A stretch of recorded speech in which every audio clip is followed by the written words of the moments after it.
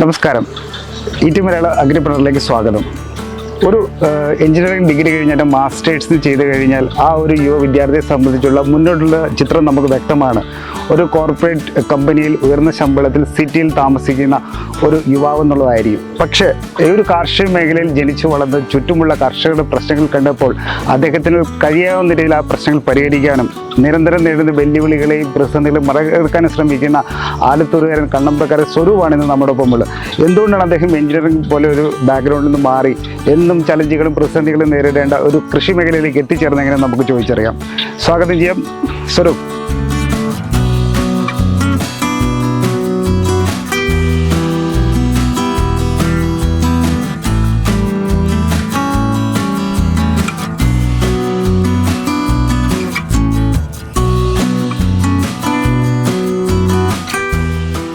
ഒരു എഞ്ചിനീയറിംഗ് കഴിഞ്ഞു ഇതിലോട്ട് വരും. അപ്പോൾ വളരെ വലിയ ശമ്പളത്തിൽ ഒരു ജോലി ചെയ്യേണ്ട സ്ഥലത്തുനിന്ന് മാറി ചേറും ചെളിയും നിരന്തരം ഓരോരോ പ്രതിസന്ധികളും വെല്ലുവിളികളും നേരിടേണ്ട ഒരു കൃഷി മേഖലയിലേക്ക് എത്തിച്ചേർന്നതിനുള്ള പിന്നെ ചെയ്ത വികാരം എന്താണ്? യഥാർത്ഥത്തിൽ ഞാൻ എഞ്ചിനീയറിംഗ് കഴിഞ്ഞിട്ടല്ല കൃഷിയിലേക്ക് വരുന്നത്. എന്നെ സംബന്ധിച്ചിടത്തോളം ഞാൻ ഓർമ്മ വെച്ച് നടന്നതിൽ കാണുന്നതാണ് കൃഷി. കാരണം എൻ്റെ മുത്തശ്ശനും മുത്തശ്ശിയും വരെയുള്ള ആളുകൾ പൂർണ്ണസമയ കൃഷിക്കാരായിരുന്നു. വളർന്നതൊക്കെ അവരുടെ കൂടെയാണ്. സ്വാഭാവികമായിട്ട് അന്നു മുതലേ കൃഷിയുണ്ട്. ഞാൻ യഥാർത്ഥത്തിൽ കൃഷിയിലേക്ക് കൂടുതൽ ഇൻവോൾവ് ആവുന്നത് ഞാനൊരു +1 +2 പഠിക്കുന്ന സമയത്താണ്. അന്ന് ഒരു പ്രധാന ഘട്ടത്തിൽ നമ്മളിവിടെ നെൽകൃഷിയിൽ ഒരു വലിയ പ്രതിസന്ധി നിൽക്കുന്നൊരു ഘട്ടത്തിൽ ഓർഗാനിക് ഫാമിങ്ങിലേക്ക്, നാച്ചുറൽ ഫാമിങ്ങിലേക്ക് പോകുന്ന ഒരു കാര്യം വന്നപ്പോഴാണ് ഞാൻ കൃഷിയിൽ ശ്രദ്ധ കേന്ദ്രീകരിക്കുന്നത്. അതുകൊണ്ട് ഞാൻ ബിടെക് പഠിക്കുന്ന സമയത്ത് ഉൾപ്പെടെ കർഷകനായിരുന്നു. എംടെക്കും ബിടെക്കൊക്കെ പഠിക്കുന്ന സമയത്ത് കൃഷിക്കാരനായി തന്നെ മുന്നോട്ട് പോയിട്ടുള്ള ഒരാളാണ്. ഇപ്പോൾ എത്രത്തോളം നമ്മൾ കൃഷി ചെയ്യുന്നുണ്ട്? എന്തൊക്കെ ഐറ്റങ്ങൾ കൃഷി ചെയ്യുന്നുണ്ട്? ഇവിടെ ഇപ്പോൾ നമ്മൾ കൃഷി ചെയ്യുന്ന നെല്ലാണ്. ഞാൻ നെല്ല് കാണിച്ചു തരാം. ഇപ്പോൾ നമ്മളിവിടെ പ്രധാനമായിട്ട് ഞങ്ങൾ നേരത്തെ പറഞ്ഞതുപോലെ പൂർണ്ണമായും ഓർഗാനിക് ഫാമിംഗ് ആണ് ചെയ്യുന്നത്. നാടൻ പശുവിനെ, വെച്ചൂർ പശുക്കൾ നമുക്കുണ്ട്. വെച്ചൂർ പശുവിൻ്റെ ചാണകവും യൂറിൻ ഉൾപ്പെടെയുള്ള സംഗതി ഉപയോഗിച്ചുകൊണ്ട് ജീവാമൃതം, പഞ്ചഗവ്യം പോലുള്ള സംഗതികൾ ചെയ്തിട്ടുള്ള പൂർണ്ണമായിട്ടുള്ള നാച്ചുറൽ ഫാമിംഗ് അല്ലെങ്കിൽ ഓർഗാനിക് ഫാമിംഗ് എന്ന് പറയാൻ പാടുമെന്ന് അറിയില്ല. യഥാർത്ഥത്തിൽ നാച്ചുറൽ ഫാമിംഗ് ആണ് നമ്മൾ ചെയ്യുന്നത്. പൂർണ്ണമായിട്ടുള്ള നാച്ചുറൽ ഫാമിംഗ് ചെയ്യുന്നുണ്ട്. അതിൽ തന്നെ പരമ്പരാഗത നെല്ലിനങ്ങൾ, രക്തശാലി, നവര, തവളക്കണ്ണൻ, ചിറ്റേനി എന്നൊക്കെ പറയുന്ന പരമ്പരാഗത നെല്ലിനങ്ങളാണ്. ഇപ്പൊ ഇവിടെ നമ്മൾ ചെയ്തിട്ടുള്ളത് ഇപ്പോൾ ജ്യോതിയാണ് ഈ കാണുന്നത്. ജ്യോതി എന്ന് പറയുന്നത് പാലക്കാട് മട്ട കാറ്റഗറിയിൽ വരുന്ന ഒരു നെല്ലിനമാണ്. അവിടെ കൂടുതൽ എല്ലാം റെഡ് റൈസ് ആണ്. മട്ട എന്ന് പറയുമ്പോൾ സ്വാഭാവികമായിട്ട് ചോപ്പരി ആയിരിക്കുമല്ലോ. റെഡ് റൈസ് ആണ്. അതാണ് നമ്മളിവിടെ കൃഷി ചെയ്യുന്നത്. പിന്നെ ഞങ്ങൾ കൃഷി ചെയ്യുന്നത് മാത്രമല്ല, നമ്മളിവിടെ ഉൽപ്പാദിപ്പിക്കുന്ന മുഴുവൻ നെല്ലും നമ്മൾ തന്നെ നേരിട്ട് അരി, അതുപോലെ തന്നെ അതിൻ്റെ മൂല്യവർദ്ധിത ഉൽപ്പന്നങ്ങൾ, അരി പോലെ, അവല് പോലെ, പുട്ടുപൊടി പോലെയുള്ള അതിൻ്റെ മൂല്യവർദ്ധിത ഉൽപ്പന്നങ്ങളാക്കിയിട്ടാണ് നമ്മൾ വിപണനം ചെയ്യുന്നത്. നമ്മൾ അതിനുവേണ്ടി ആക്ച്വലി ഒരു ബ്രാൻഡ് തന്നെ എനിക്കിവിടെ 2015 ഞാൻ അന്ന് ബിടെക് തേർഡ് ഇയർ പഠിക്കുന്ന സമയത്താണ്, സെക്കൻഡ് ഇയർ തേർഡ് ഇയർ സമയത്തായിട്ടാണ് 2014-15 കാലത്ത് കുന്നംപുള്ളി ഓർഗാനിക് എന്ന പേരിൽ, എൻ്റെ ഫാമിലി നെയിം കുന്നംപുള്ളി എന്നുള്ളതാണ്. അപ്പോൾ കുന്നംപുള്ളി ഓർഗാനിക് എന്ന പേരിൽ നമ്മളൊരു ബ്രാൻഡ് ക്രിയേറ്റ് ചെയ്തു. ഓൾമോസ്റ്റ് ഒരു 10-27ഓളം ഉൽപ്പന്നങ്ങൾ, അതിനകത്ത് അരിയുണ്ട്, പുട്ടുപൊടിയുണ്ട്, അവലുണ്ട്, അതുപോലെ തന്നെ നമ്മളിവിടെ തന്നെ കൃഷി ചെയ്യുന്ന സ്പൈസസ് ആയിട്ടുള്ള മഞ്ഞൾ, കുരുമുളക്, ചുക്ക് പോലുള്ള സംഗതികൾ, വെളിച്ചെണ്ണ, ഇപ്പം നമ്മൾ തേനീച്ച വളർത്തുന്നുണ്ട്, അപ്പോൾ തേന്, അങ്ങനെ ഉൾപ്പെടെ നമ്മളിവിടെ കൃഷി ചെയ്യുന്ന എല്ലാ ഉൽപ്പന്നങ്ങളും നമ്മളുടെ ഓൺ ബ്രാൻഡിൽ, സ്വന്തം ബ്രാൻഡിൽ നമ്മൾ വിപണനം ചെയ്യുക എന്നൊരു കാഴ്ചപ്പാടോട് കൂടിയിട്ടാണ് കുന്നംപുള്ളി ഓർഗാനിക് എന്ന ഒരു സംരംഭം നമ്മൾ സ്റ്റാർട്ട് ചെയ്യണത്.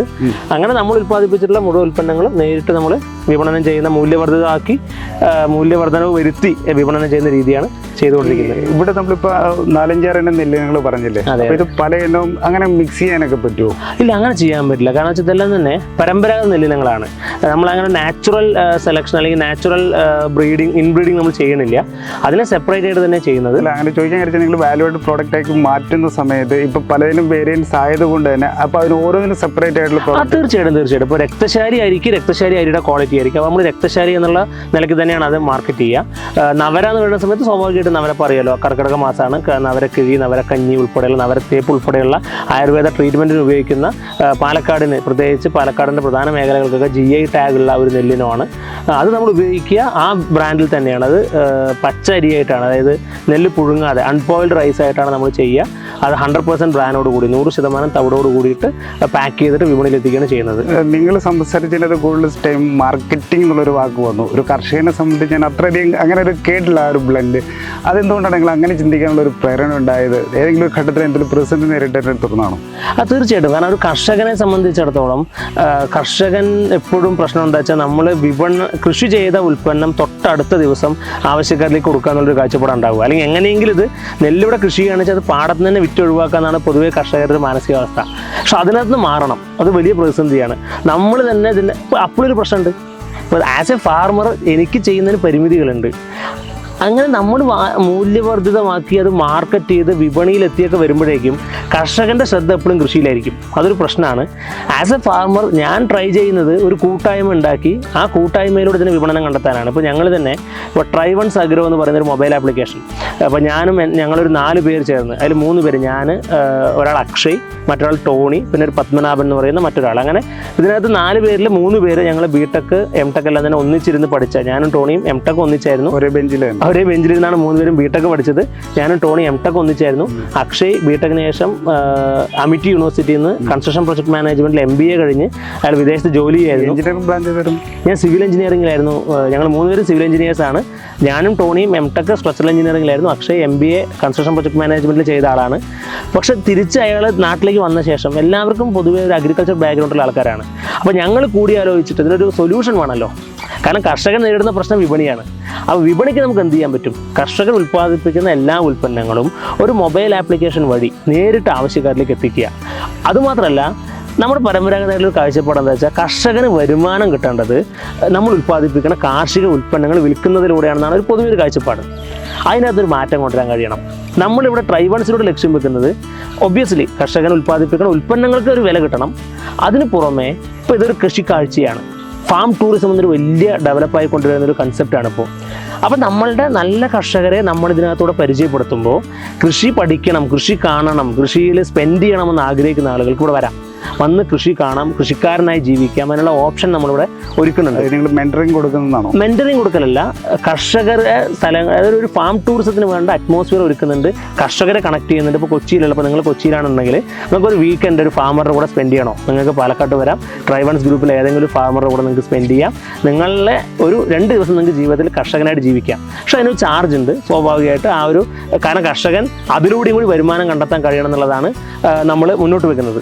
അതിന് പുറമെ മറ്റൊരു കാര്യം എന്താ വെച്ചാൽ കർഷകരുടെ അറിവുകളുണ്ട്. ഇപ്പം നിങ്ങൾക്കറിയാം, ഒരു കോളേജിൽ പഠിപ്പിക്കുന്ന ഒരു അധ്യാപകനാണെങ്കിൽ ആ ഒരു അധ്യാപകനെ സംബന്ധിച്ചിടത്തോളം അയാളുടെ ജീവിതത്തിൽ അല്ലെങ്കിൽ അദ്ദേഹത്തിൻ്റെ ജീവിതത്തിൽ ആർജിച്ച അറിവുകൾ പങ്കുവെക്കുന്നതിലൂടെ റിട്ടയർമെൻറ്റിന് ശേഷവും അവർക്ക് വരുമാനത്തിനുള്ള മാർഗ്ഗങ്ങളുണ്ട്. പക്ഷേ കർഷകനെ സംബന്ധിച്ചിടത്തോളം നമ്മുടെ ജീവിതത്തിലെ ഏറ്റവും കൂടുതൽ സമയം നമ്മൾ സ്പെൻഡ് ചെയ്യുന്നത് കൃഷിയിടത്തിലാണ്. നമ്മൾ കുറേ പുതിയ അറിവുകൾ ഉണ്ടാക്കും, കുറേ പുതിയ രീതികൾ നമ്മൾ ഡെവലപ്പ് ചെയ്യും. ഈവൻ കൃഷിയിലാണെങ്കിൽ തന്നെ ഓരോ കർഷകർക്കും അവരുടേതായിട്ടുള്ള കുറേ അധികം കണ്ടെത്തലുകളുണ്ട്. അത് അവരുടെ എക്സ്പെർട്ടൈസിൽ നിന്ന് കിട്ടുന്നതാണ്. പക്ഷെ അത് പങ്കുവെക്കുമ്പോൾ കർഷകന് വരുമാനം ലഭിക്കുന്നില്ല.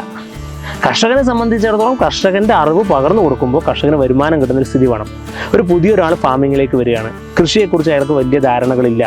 സ്വാഭാവികമായി ട്രൈബൺസ് ഗ്രൂപ്പിലെ നമ്മുടെ ട്രൈബൺസ് അഗ്രോൻ്റെ ഗ്രൂപ്പിൽ വരുന്ന ഏതെങ്കിലും ഒരു കൃഷിക്കാരനെ അവർക്ക് ചൂസ് ചെയ്യാം. ആ കർഷകനുമായി കമ്മ്യൂണിക്കേറ്റ് ചെയ്യാം, അവരിൽ നിന്ന് അറിവുകൾ വാങ്ങിയെടുക്കാം. അവർ തീർച്ചയായിട്ടും ട്രെയിനിങ് കൊടുക്കും, അവരുടെ ഫാമിൽ പോയി ട്രെയിനിങ് അറ്റൻഡ് ചെയ്യാം.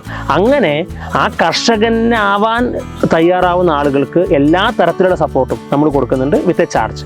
അപ്പോൾ ഏതൊക്കെ കൃഷിയിടങ്ങളിലാണ് നിങ്ങൾ പ്രോത്സാഹിപ്പിക്കാൻ ഉദ്ദേശിക്കുന്നത്? പ്രധാനമായിട്ട് പാലക്കാട് നെല്ലാണ് ഉള്ളത്. അതിൻ്റെ കൂടുതൽ പച്ചക്കറി ചെയ്യുന്നുണ്ട്, തെങ്ങ്, കുരുമുളക് പോലുള്ള സുഗന്ധ വ്യഞ്ജനങ്ങളുടെ കൃഷി നമ്മൾ ചെയ്യുന്നുണ്ട്.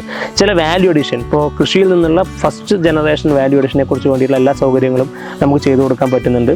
അതുമാത്രമല്ല ഈ പറഞ്ഞ പോലെ ഡയറി ഫാമിംഗ്. ഇപ്പോൾ നമുക്ക് ഞങ്ങളുടെ ട്രൈബൺസ് ആപ്പിൻ്റെ ഏറ്റവും പ്രധാനപ്പെട്ട ഒരു പ്രൊഡക്റ്റ് എന്ന് പറയുന്നത് പാലാണ്. പാലക്കാട്ടെ നമ്മളുടെ കൃഷിക്കാർ ഉൽപ്പാദിപ്പിക്കുന്ന, അതും ചെറുകിട കർഷകർ, ഞങ്ങളുടെ ഒരു സ്ലോഗൻ തന്നെ there is no farm, only farmers milk എന്നുള്ളതാണ്. കാരണം വലിയ ഫാമുകളിൽ നിന്നുള്ള പാല് നമ്മൾ കളക്ട് ചെയ്യണില്ല, പകരം ചെറുകിട കൃഷിക്കാരിൽ, മാർജിനൽ ഫാർമേഴ്സിൽ നിന്നുള്ള പാല് ശേഖരിച്ച് അത് കൊണ്ടുവന്ന് ഇതുവരെ ഞങ്ങൾ ചെയ്തുകൊണ്ടിരുന്നത് അത് പാസ്ചറൈസ് ചെയ്ത് ഗ്ലാസ് ബോട്ടിലുകളിലാക്കിയിട്ട് ഹോം ഡെലിവറി ചെയ്യുന്നൊരു കാര്യമായിരുന്നു. ഇപ്പോൾ നമ്മൾ അതിനകത്ത് നിന്ന് ഒരു പുതിയൊരു സ്റ്റെപ്പ് വെക്കുകയാണ്. നാച്ചുറൽ മിൽക്ക്, ഒരു തരത്തിലുള്ള ആർട്ടിഫിഷ്യൽ ഇൻഗ്രീഡിയൻസും ആഡ് ചെയ്യാത്ത, പ്രിസർവേറ്റീവ്സ് ആഡ് ചെയ്യാത്ത ട്രൈബൺസ് പാലിനെ ഞങ്ങൾ ടെട്രാ പാക്കിലേക്ക് മാറ്റുകയാണ്.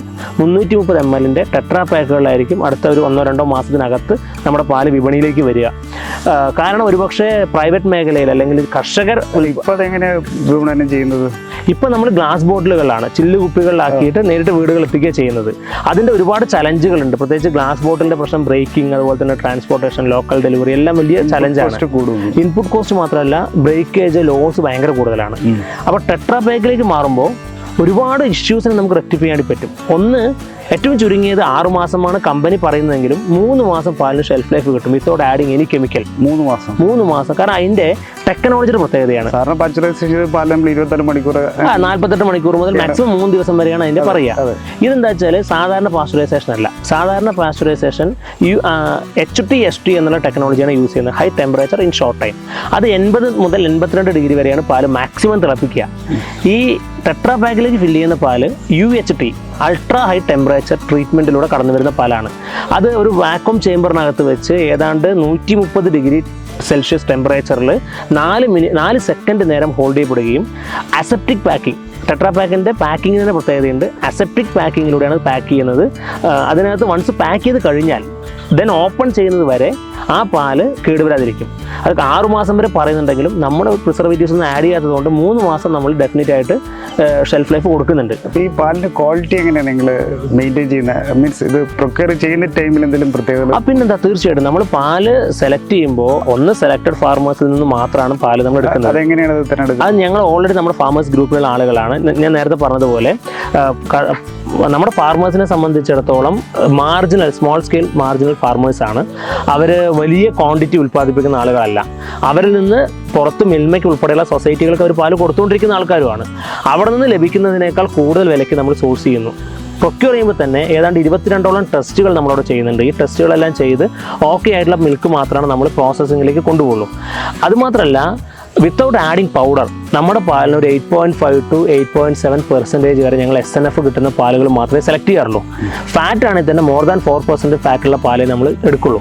ഇത്രയും ക്വാളിറ്റി അഷ്യൂർ ചെയ്തിട്ടാണ് നമ്മൾ മിൽക്ക് സോഴ്സ് ചെയ്യുന്നത്. ഇത്രയും ഫാറ്റുള്ള പാല് കിട്ടുന്നത് എങ്ങനെയാണ്? അപ്പോൾ അത് ഈ ആർട്ടിഫിഷ്യൽ ആയിട്ടുള്ള കാറ്റിൽ ഫീഡ് കൊടുക്കാതെ നാച്ചുറലായിട്ട് ഗ്രാസ് വൈക്കോലൊക്കെ കഴിക്കുന്നതുകൊണ്ടാണ്. 2 പ്രധാന കാരണങ്ങളുണ്ട്. ഒന്ന് എന്താണെന്ന് വെച്ചാൽ ഈ പറയുന്ന പോലെ നാച്ചുറൽ ഗ്രേസിങ്, പശുക്കളെ പുറത്ത് വിട്ട് മേയുന്ന സമയത്ത് അതിനകത്ത് കുറേ ഇവാപറേഷൻ ഉൾപ്പെടെയുള്ള കുറേ കാര്യങ്ങൾ നടക്കും. അതുമാത്രമല്ല ആർട്ടിഫിഷ്യൽ ഫീഡ്, പ്രത്യേകിച്ച് ഹോർമോണൈസ്ഡ് ആയിട്ടുള്ള കാറ്റൽ ഫീഡ് കൊടുക്കുന്നില്ല എന്നുള്ളതും ഒരു അഡ്വാൻറ്റേജ് ആണ്. At the same time breed ഒരു വ്യത്യാസമുണ്ട്. ഇപ്പോൾ നമ്മളിപ്പോൾ ഹോൾസ്റ്റൈൻ ഫ്രീഷ്യൻ HF എന്ന് പറയുന്ന അല്ലെങ്കിൽ ജേഴ്സി കുറേ കൂടി ബെറ്ററാണ്. ഹൈ ഈൽഡിങ് കൗസ് ആകുമ്പോൾ 30 ലിറ്റർ 40 ലിറ്റർ ഒക്കെ കറക്കുന്ന പശുക്കളാകുമ്പോൾ പാലിൻ്റെ ക്വാളിറ്റിയും ഓട്ടോമാറ്റിക്കലി കുറയും. ഇവിടെ നമ്മുടെ അല്ലെങ്കിൽ നമ്മുടെ ഫാർമേഴ്സിൻ്റെ കയ്യിലുള്ള ഒരു 15 ലിറ്റർ വരെയൊക്കെ പാല് കറക്കണ ഒരു സങ്കരീനം പശുക്കളാണ്. അതിപ്പോൾ യഥാർത്ഥത്തിൽ ഹൈബ്രിഡ് വെച്ച് ഹൈബ്രിഡ് അല്ല, എന്നാൽ നാടൻ പശുക്കളും അല്ല, ഇടയിൽ നിൽക്കുന്ന ഒരുതരം പശുക്കളിൽ നിന്നാണ് നമ്മൾ. കാരണം അതിനാകുമ്പോൾ കുറച്ചുകൂടി ഇമ്മ്യൂണിറ്റി കൂടുതലുണ്ടാവും, പുറത്തെല്ലാം വിട്ട് മേയല്ലേ. അപ്പോൾ നമ്മുടെ കൃഷിക്കാരൊക്കെ ഈ തെങ്ങിൻ തോട്ടങ്ങളിലും മാവും തോപ്പുകളിലൊക്കെ അഴിച്ചു വിടുന്ന പശുക്കളെ. അപ്പോൾ കുളമ്പിന് നല്ല ബലം വേണം. കാരണം ഇല്ലെങ്കിൽ ഈ കല്ല് തട്ടിയിട്ടും അല്ലെങ്കിൽ പുല്ലിട്ട് വലിച്ചിട്ടൊക്കെ കുളമ്പ് കേടുവരാനുള്ള ഒരു പോസിബിലിറ്റി ഉണ്ട്. അങ്ങനത്തെ പശുക്കളെ മാത്രമേ അവരിങ്ങനെ അഴിച്ചുവിട്ട് വളർത്താനായിട്ട് ഉപയോഗിക്കുള്ളൂ. അപ്പോൾ അതിൽ നിന്ന് നമ്മൾ പാല് കളക്ട് ചെയ്യുന്നത്. അപ്പം നിങ്ങൾ പറഞ്ഞിടത്തോളം നിങ്ങളുടെ ഒരു USP ആയിട്ട് പറയുന്നത് ഹൈ ക്വാളിറ്റി ഒക്കെയാണ്. പക്ഷേ ഈ പാല് ഇപ്പം ഒരുപാട് മിഡിൽ ക്ലാസ് ഉള്ള ഒരു എക്കണോമിയാണ്, വളരെ കൺസ്യൂമർ സ്റ്റേറ്റാണ് കേരളം. വേണമെങ്കിൽ നിങ്ങളുടെ ഈ പ്രോഡക്റ്റിനെ സ്കെയിൽ ചെയ്യാവുന്നതാണ്. അപ്പോൾ ആ രീതിയിൽ ചിന്തിച്ചിട്ടുണ്ടോ? അവിടെ അതോ എന്തെങ്കിലും പ്രതിസന്ധി നേരിട്ടിട്ട് അങ്ങനെ എന്തെങ്കിലും ടെട്രാ പാക്കൊക്കെ വരുന്ന സ്കെയിലിങ്ങിൻ്റെ ഭാഗമായിട്ട് വരുന്നതാണോ? തീർച്ചയായിട്ടും. കാരണം എന്താ വെച്ചാൽ ഇപ്പം നമ്മൾ ഗ്ലാസ് ബോട്ടിലിന് ഭയങ്കര ലിമിറ്റേഷൻ ഉണ്ട് സ്കെയിൽ ചെയ്യാൻ. പിന്നെ ഞങ്ങൾ കൊച്ചിയിലാണ് ബേസിക്കലി, ഞങ്ങൾക്ക് ഒരു 5000ഓളം കസ്റ്റമേഴ്സ് നിലവിലുള്ളത് കൊച്ചിയിലാണ്. അതിന് പാല് മാത്രമല്ല കേട്ടോ, പാലിന് പുറമെ പാലുൽപ്പന്നങ്ങൾ നമ്മൾ ചെയ്യുന്നുണ്ട്. ഈ നേരത്തെ പറഞ്ഞ പോലെ അരികളുണ്ട്, അതിൻ്റെ വാല്യൂ ആഡഡ് പ്രൊഡക്റ്റുകൾ, മില്ലറ്റ്സിൻ്റെ മ്യൂസിലി, മില്ലറ്റ്സ് കുക്കീസ്, കുറേ മുരിങ്ങ പ്രൊഡക്ട്സ്, തേന്, കോക്കനട്ട് ഓയിൽ ഉൾപ്പെടെ കുറേ സാധനങ്ങൾ നമ്മൾ നമ്മുടെ ആപ്പിലൂടെ എത്തിക്കുന്നുണ്ട്. നമ്മുടെ പ്രശ്നം എന്താ വെച്ചാൽ ചലഞ്ച് മേജറായിട്ട് ഗ്ലാസ് ബോട്ടിൽ മിൽക്ക് ചെയ്യുമ്പോൾ അത് ലിമിറ്റഡ് ഏരിയയിൽ മാത്രമേ നമുക്ക് ചെയ്യാൻ പറ്റുള്ളൂ.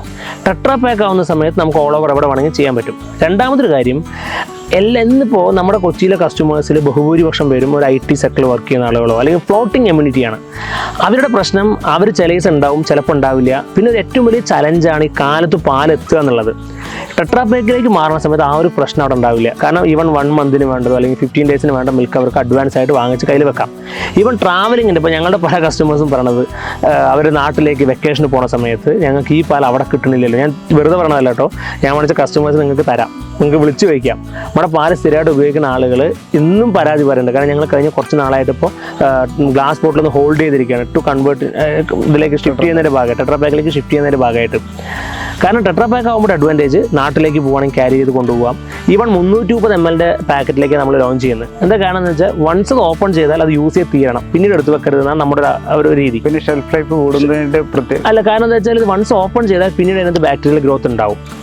അങ്ങനെയുള്ള ഉദ്ദേശം ഷെൽഫ് ലൈഫ് കൂടുന്നോട്ട് കൂടുതലും കൈവശം വെക്കാനും പറ്റും, അത് വെക്കാൻ പറ്റും. പിന്നെ ക്യാരി ചെയ്ത് കൊണ്ടുപോകാൻ എളുപ്പമാണ്. പക്ഷേ ഈ ടെട്രാ പാക്ക് ആണെങ്കിലും വൺസ് അത് ഓപ്പൺ ചെയ്താൽ പിന്നീട് ബാക്ടീരിയൽ ഗ്രോത്ത് ഉണ്ടാവും. നമ്മൾ സാധാരണ ഓപ്പൺ ചെയ്തിട്ട് പിന്നെ ഫ്രിഡ്ജിൽ കൊണ്ട് വെക്കും, കേട് വരില്ലായിരിക്കാം.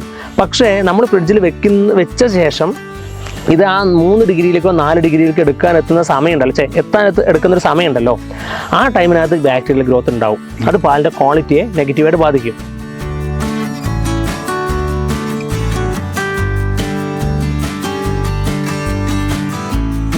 അപ്പം സ്വരൂപ് നേരത്തെ പറഞ്ഞ പ്രകാരം ഒരു കർഷകന്റെ പ്രധാനപ്പെട്ട ഉത്തരവാദിത്വം കൃഷിയിൽ ശ്രദ്ധിക്കുക, മാർക്കറ്റിംഗ് എല്ലാം എന്നൊക്കെ പറഞ്ഞു. അപ്പോൾ ഇത്രയും കാര്യങ്ങൾ സ്വരൂപ് വിശദീകരിച്ച് ചെയ്യുമ്പോൾ സ്വാഭാവികമായിട്ട് വരുന്നൊരു അല്ലെങ്കിൽ എൻ്റെ ഉള്ളിലൊരു ചോദ്യം എന്ന് പറയുന്നത്, നിങ്ങൾ ഇത്രയും കാര്യങ്ങൾ ഒരേ സമയം കൈകാര്യം ചെയ്യുന്നുണ്ട്, ബേസിക്കലി കൃഷിക്കാരനുമാണ്, ഇതെങ്ങനെയാണ് ഇപ്പോൾ മാനേജ് ചെയ്യുന്നത്? തീർച്ചയായിട്ടും നിങ്ങൾ ഈ പറഞ്ഞത് തന്നെയാണ് നമ്മളെ സംബന്ധിച്ചിടത്തോളം വന്നൊരു വലിയ പ്രധാനപ്പെട്ട ചലഞ്ച്. കാരണം ഒരു കർഷകനായിരിക്കുകയും എന്നാൽ ഇത്തരത്തിലുള്ള ബിസിനസ്സുകൾ നമ്മൾ ചെയ്യുക എന്നുള്ളതൊരു പ്രധാനപ്പെട്ട ഒരു കാര്യം തന്നെയാണ്. എന്നെ സംബന്ധിച്ചിടത്തോളം എൻ്റെ ശ്രദ്ധ എന്നും കൃഷിയിൽ തന്നെയാണ്. കാരണം കർഷകനെ കൊണ്ട് ഇതെല്ലാം ചെയ്യാൻ കഴിയുമെന്നുള്ളതൊരു പ്രധാനപ്പെട്ട കാര്യമാണ്. പക്ഷേ ഇതിൻ്റെ സ്കെയിലബിലിറ്റിയിലാണ് നമ്മളെപ്പോഴും ഒരു ചലഞ്ച് വരിക. കാരണം ഇപ്പോൾ ഞാൻ ഉൽപ്പാദിപ്പിക്കുന്ന 10 ഏക്കർ സ്ഥലത്ത് കൃഷി ചെയ്യുന്ന സാധനമാണ്. അപ്പോൾ ഒബ്വിയസ്ലി ഈ ഇത് മാത്രം വെച്ചിട്ടൊരു കർഷകനെ അല്ലെങ്കിൽ എക്സിസ്റ്റൻസ് ഉണ്ടോ എന്നുള്ള ചോദ്യം വരും. ഞങ്ങൾ ആക്ച്വലി അവിടെ ചെയ്തൊരു ഓവർകം ചെയ്യാൻ നമ്മളെടുത്തൊരു സ്റ്റെപ്പ് എന്താ വെച്ചാൽ നമ്മൾ ഗ്രൂപ്പ് ഫോം ചെയ്യുക എന്നുള്ളതാണ്, കർഷകരുടെ കൂട്ടായ്മ കൊണ്ടുവരിക. അതേസമയം ഞങ്ങൾ നേരത്തെ പറഞ്ഞ പോലെ ഞങ്ങൾ കൂടെ പഠിച്ചിരുന്ന ആളുകളിൽ ഇപ്പോൾ അക്ഷയ് എന്ന് പറയുന്ന എൻ്റെ കൂടെയുള്ള ഞങ്ങളുടെ വൺ ഓഫ് ദ ഡയറക്ടർ, ട്രൈവൺസിൻ്റെ മറ്റൊരു ഡയറക്ടറാണ് അക്ഷയ്. അദ്ദേഹത്തെ സംബന്ധിച്ചിടത്തോളം നല്ല മാനേജ്മെൻറ്റ് സ്കില്ലുള്ള, അത്യാവശ്യം ഫൈനാൻഷ്യലി കാര്യങ്ങൾ കൈകാര്യം ചെയ്യാൻ കഴിയും, അതായത് ഫൈനാൻസ് ഡിപ്പാർട്ട്മെൻറ്റ് കൈകാര്യം ചെയ്യാൻ കഴിയുന്ന, നന്നായിട്ട് ഈ നേരത്തെ മൊബൈൽ ആപ്ലിക്കേഷനുമായി ബന്ധപ്പെട്ട കാര്യങ്ങൾ എന്നേക്കാൾ കൂടുതൽ അയാളായിരിക്കും ആ കാര്യങ്ങൾ കൈകാര്യം ചെയ്യുന്നുണ്ടാവുക. അതുപോലെ തന്നെ സോഫ്റ്റ്വെയറുമായി റിലേറ്റഡ് ആയിട്ടുള്ള കാര്യങ്ങൾ. അതേസമയം ടോണി എന്ന് പറയുന്ന ഞങ്ങളുടെ മറ്റൊരു ഡയറക്ടർ, അയാളെ ഞങ്ങൾ ഒന്നിച്ച് പഠിച്ചിരുന്നതാണ്. ഞാൻ നേരത്തെ പറഞ്ഞതുപോലെ ടോണി കൈകാര്യം ചെയ്യുന്ന പ്രധാനമായിട്ടും ഇതിൻ്റെ മാർക്കറ്റിംഗ് സൈഡാണ്. അപ്പോൾ ഇത് ഡിഫറെൻ്റ് ആയിട്ടുള്ള ആളുകൾ വരികയും ഒരു ഗ്രൂപ്പ് ഉണ്ടാകും, കർഷകരുടെ കൂട്ടായ്മ ഉണ്ടായി, അതിനകത്ത് ഓരോരുത്തരും ഓരോ ഉത്തരവാദിത്തങ്ങൾ ചെയ്യുന്ന ഒരു സ്ഥിതി വന്നു. കൂട്ടായ്മകൾക്ക് കീഴടക്കാൻ കഴിയാത്ത ചലഞ്ചുകളൊന്നുമില്ല. ഇപ്പോൾ നമുക്കറിയാം ഫാമർ പ്രൊഡ്യൂസർ ഓർഗനൈസേഷനുകൾ കർഷകർ തന്നെ തുടങ്ങുന്ന സംരംഭങ്ങളാണ്. വലിയ രീതിയിൽ ഇന്ത്യക്ക് തന്നെ മാതൃകയായ രീതിയിൽ വളർന്നിട്ടുള്ള സംരംഭങ്ങളുണ്ട്. നമ്മൾ തീരുമാനിച്ചാൽ ആസ് എ ഫാർമർ നമ്മളുടെ കയ്യിലാണ് ഏറ്റവും വലിയ സ്ട്രെങ്ത് ഉള്ള ഈ പ്രൊഡക്ഷൻ എന്നുള്ള ഉൽപ്പാദനം എന്നുള്ള മേഖല ഇരിക്കുന്നത്. നമ്മൾ തീരുമാനിച്ചാൽ കീഴടക്കാൻ കഴിയാത്ത ഒന്നും തന്നെ ഇല്ല. അപ്പോൾ കർഷകരെ സംബന്ധിച്ചിടത്തോളം നമ്മൾ കുറച്ചുകൂടി ചലഞ്ചിങ് ആയിട്ടുള്ള സാധനങ്ങൾ എടുക്കാൻ തയ്യാറാകണം. ഈ പറയുന്ന പോലെ ഉൽപ്പാദനം മാത്രമേ ഞാൻ ചെയ്യുള്ളൂ എന്ന് വിചാരിച്ചാൽ നമുക്ക് വിജയിക്കാൻ കഴിയില്ല. ഉൽപ്പാദനത്തോടൊപ്പം മൂല്യവർദ്ധനവിലേക്കും അതിൻ്റെ വിപണിയിലേക്കും നമുക്ക് തന്നെ എത്താൻ കഴിയുക എന്നുള്ളത് പ്രധാനപ്പെട്ട കാര്യമാണ്. അതിലേക്ക് എത്തണം എന്നുള്ളതാണ് നമ്മുടെ അഭിപ്രായം. അതായത് ലാഭം വർദ്ധിപ്പിക്കാനുള്ള വഴികളും നോക്കണം, അതിനായിട്ട് ഒരു കർഷകൻ സൗഹൃദം ഉപയോഗിക്കാം എന്നുള്ളതാണ് സ്വരൂപ് പറഞ്ഞു. തീർച്ചയായിട്ടും. അപ്പം നമുക്ക് അവിടെ അതുപോലെ നോക്കുമ്പോൾ ഇപ്പം എനിക്ക് തോന്നുന്നു +2 സമയത്ത് ആണ് വളരെ സീരിയസ് ആയിട്ട് കൃഷിയെപ്പറ്റി സമീപിച്ചതെന്ന് പറഞ്ഞു. അപ്പോൾ നോക്കുമ്പോൾ ഏകദേശം ഒരു 10 വർഷത്തോളം ഒരു ജൈത്രയാത്ര നടത്തിയിട്ടുണ്ട്. തിരിഞ്ഞു നോക്കുമ്പോൾ അപ്പോൾ ഇന്ന കാര്യങ്ങളൊക്കെ ആദ്യമേ ചെയ്തിരുന്നെങ്കിൽ ഇപ്പോൾ കൂടുതൽ മെച്ചപ്പെടാമായിരുന്നു, അല്ലെങ്കിൽ ഇത്രയും വലിയ പ്രതിസന്ധികൾ ഉണ്ടായിട്ടുണ്ട്, അതിനെയൊക്കെ മറികടന്നത്, അങ്ങനെയൊക്കെ നോക്കുമ്പോൾ പ്രധാനപ്പെട്ട ഓർമ്മയിലുള്ള കാര്യങ്ങൾ എന്തൊക്കെയാണ്? തീർച്ചയായിട്ടും ഞാൻ 13 വർഷമായി ഓർഗാനിക് ഫാമിങ്ങിലേക്ക് വന്നിട്ടപ്പോൾ 13 വർഷമായി. ഞാൻ 2011-12 കാലത്താണ് ഓർഗാനിക് ഫാമിങ്ങിലേക്ക് വരുന്നത്. കൃഷിയിൽ ഉണ്ടായിട്ടുള്ള ചലഞ്ചുകളെക്കാൾ കൃഷിയിൽ പിന്നെയും നമുക്ക് അതിജീവിക്കാൻ, കാരണം എന്താ വെച്ചാൽ എന്നെ സംബന്ധിച്ചിടത്തോളം എൻ്റെ ഫാമിലി ഞാൻ പറഞ്ഞല്ലോ ഭയങ്കര സപ്പോർട്ടീവ് ആയിട്ടുള്ള ഒരു എക്കോസിസ്റ്റം അവിടെ ഉള്ളത്. അവിടെ എനിക്ക് ചെറിയ പശുകൾ പറ്റിയാലും എന്നെ തിരുത്താനും എന്നെ ഗൈഡ് ചെയ്യാൻ അവർക്ക് പറ്റുമായിരുന്നു. എനിക്ക് ചലഞ്ചുകൾ നേരിടേണ്ടി വന്നത് ബിസിനസ് സൈഡ് തന്നെയാണ്. അതിനകത്ത് ഈ പറഞ്ഞ മെൻറ്ററിങ്ങിൻ്റെ ചില പോരായ്മകൾ നമുക്കൊരു ഘട്ടത്തിൽ ഫേസ് ചെയ്യേണ്ടി വന്നു. പിന്നീട് അതിനെ ഓവർകം ചെയ്യുമ്പോൾ ചില സാമ്പത്തിക ബുദ്ധിമുട്ടുകൾ ആ മേഖലയിൽ വന്നു. പിന്നെ നമ്മൾ കുറേ കാര്യങ്ങൾ നമ്മൾ തന്നെ അനുഭവിച്ച് പഠിക്കണം എന്ന് പറയുമല്ലോ. അപ്പം അങ്ങനെയുള്ള അതുകൊണ്ട് ഇപ്പോൾ ഞങ്ങൾ എന്താ ചെയ്യുന്നത് വെച്ചാൽ, ഇപ്പോൾ നേരത്തെ പറഞ്ഞതുപോലെ ഞങ്ങൾ പലർക്കും മെൻറ്ററിങ് കൊടുക്കുന്നുണ്ട്, ഞങ്ങൾ പലർക്കും കൺസൾട്ടൻസി കൊടുക്കുന്നുണ്ട്. കാരണം ഈ ബിസിനസ് എന്ന് പറയുന്നൊരു മേഖല സ്വാഭാവികമായിട്ട് അഗ്രി ബിസിനസ് പ്രത്യേകിച്ച് എക്സ്പീരിയൻസ്ഡ് ആയിട്ടുള്ള ആളുകളുടെ നല്ല സപ്പോർട്ട് ഉണ്ടെങ്കിൽ നമുക്ക് സക്സസ് ആക്കാൻ കഴിയുള്ളൂ. ഒരുപക്ഷെ നമ്മുടെ വർഷങ്ങൾ തിരിച്ചു കിട്ടും. അതായത് സ്വരൂപിനെ സംബന്ധിച്ച് കൃത്യസമയത്ത് ഒരു കൃത്യമായ ഒരു മെൻറ്റർ ഉണ്ടായിരുന്നെങ്കിൽ ഈ സമയത്തുള്ള ഇതിനേക്കാൾ സക്സസ് ആകാമായിരുന്നു എന്നാണ്. തീർച്ചയായിട്ടും അങ്ങനെ പൂർണ്ണതയിൽ അങ്ങനെ പറയില്ലെങ്കിൽ പോലും ഇത്ര പ്രയാസം അനുഭവിക്കേണ്ടി വരുമായിരുന്നില്ല. അപ്പോൾ നമ്മൾ സക്സസ് ആവലും പോരായ്മയൊക്കെ നമ്മുടെ ഒരു വിലയിരുത്തലാണ്. കാരണം ഞാൻ വിശ്വസിക്കുന്നത് ഞാനിപ്പോൾ സക്സസ് ആണെന്ന് തന്നെ വിശ്വസിക്കുമ്പോൾ പ്രശ്നം ഉണ്ടാവില്ല. പക്ഷേ കുറേ കൂടി അല്ലെങ്കിൽ കുറേ കൂടി നമുക്ക് സ്കെയിലപ്പ് ചെയ്യാൻ പറ്റുമായിരുന്നു, കുറേ കൂടി ഡെവലപ്പ് ചെയ്യാൻ പറ്റുമായിരുന്നു. നമുക്ക് നല്ല നിലക്കുള്ള ഗൈഡൻസ് കിട്ടിയിരുന്നെങ്കിൽ. അതിന് ചില പോരായ്മകൾ ഉണ്ടായിട്ടുണ്ട്. പക്ഷേ നമ്മൾ അതിനെല്ലാം ഓവർകം ചെയ്യാൻ ശ്രമിച്ചുകൊണ്ടിരിക്കുകയാണ്. എന്തായാലും നമുക്ക് ശേഷം വരുന്ന ഒരാൾക്ക് ആ ഒരു പ്രയാസം ഇല്ലാതിരിക്കാനും വേണ്ടിയിട്ടുള്ള എല്ലാ സപ്പോർട്ടും നമ്മൾ ചെയ്യുമെന്നുള്ളതാണ് അതിൻ്റെ ഒരു കാര്യം. നമ്മൾ ഈ പാടൊക്കെ നോക്കുമ്പോഴേ ഈ നാച്ചുറൽ ഫാമിംഗ് ഓർഗാനിക് ഫാമിംഗ് തമ്മിലുള്ള വ്യത്യാസം എങ്ങനെ പറയാൻ കഴിയും? യഥാർത്ഥത്തിൽ ഇപ്പോൾ നിങ്ങൾക്ക് ഇവിടെ തന്നെ കണ്ടറിയാൻ പറ്റും. ഇവിടെ നമ്മൾ ഓർഗാനിക് ഫാമിംഗ് ആകുമ്പോൾ സാധാരണ പ്രധാന പ്രശ്നം എന്താ വെച്ചാൽ അതൊരു വല്ലാത്തൊരു ചോദ്യമാണ്. നാച്ചുറൽ ഫാമിങ്ങിൽ നമ്മൾ പറയുന്നത് നാടൻ പശുവിൻ്റെ ഒരു പ്രധാനപ്പെട്ട പ്രസൻസ് ഫാമിൽ വേണമെന്നുള്ളതാണ്.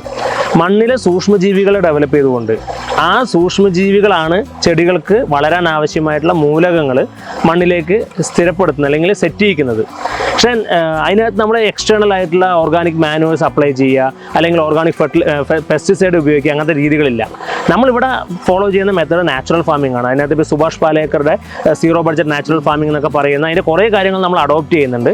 നമ്മളിവിടെ ഓർഗാനിക് ഫാമിങ്ങിലേക്ക് വരുന്ന സമയത്ത് ഒബ്വിയസ്ലി മറ്റ് ഓർഗാനിക് വളങ്ങൾ മണ്ണിൽ അപ്ലൈ ചെയ്യുക അല്ലെങ്കിൽ ഓർഗാനിക് പെസ്റ്റിസൈഡുകൾ അടിക്കുക എന്നുള്ള രീതിയുണ്ട്. നാച്ചുറൽ ഫാമിങ്ങിൽ അങ്ങനെയില്ല.